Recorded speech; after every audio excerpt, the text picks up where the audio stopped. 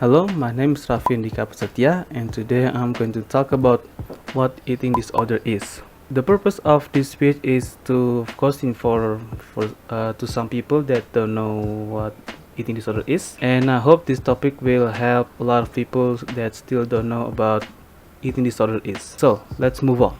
So the topic of eating disorder has been buzzing on social media for some time.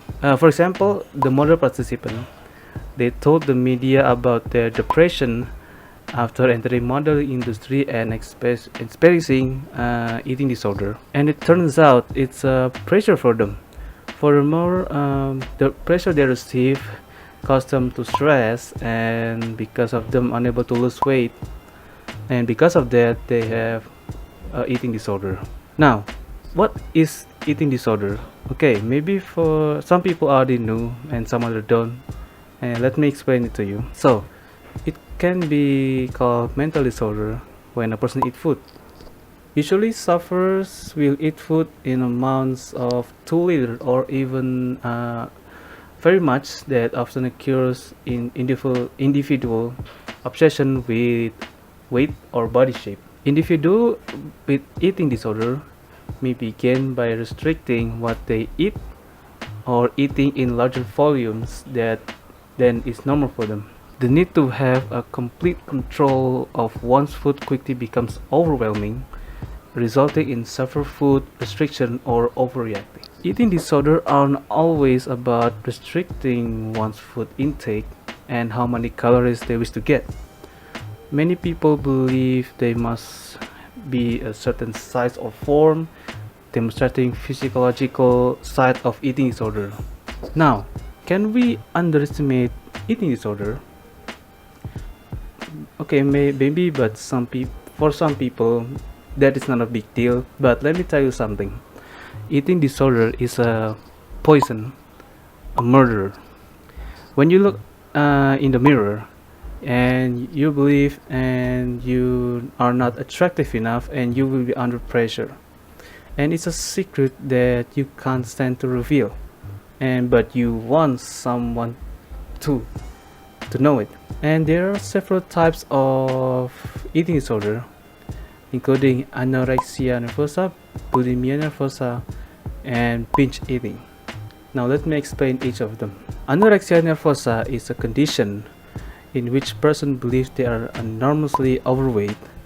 Even if this is not the case, it so starves themselves. And the second one is bulimia nervosa, is characterized by a person devouring huge amounts of food and then purging it immediately afterwards, or engaging in intense exercise.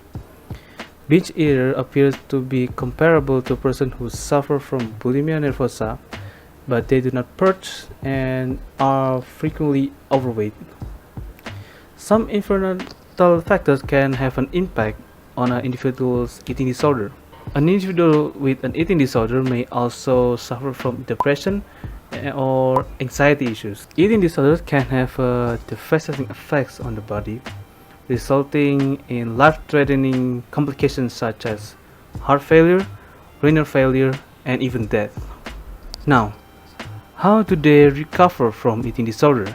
Because there is a tiny number of people who have eating disorder who are looking for community of others who are going through the same thing and want to get well. When people with eating disorders, sometimes they went online or behind the screen. They stay anonymous, sometimes seeking assistance, and other times seeking comfort that their eating illness is normal since so many others are doing the same thing.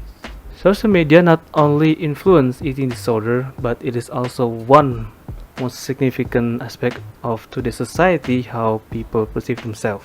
Just like I said before, models are all over the social media, created to seem flawless in front of the camera to persuade consumers to buy their product or assist them to gain more notoriety. So, the only way to prevent social media from influencing the brains of people is for everyone to get rid of it at the same time, and for people to speak up about their problems. And I hope in the future social media will have less impact and what people believe on what people believe. Dear audience, that's enough from my speech, and I hope my speech can help a lot of people. And thank you for your attention.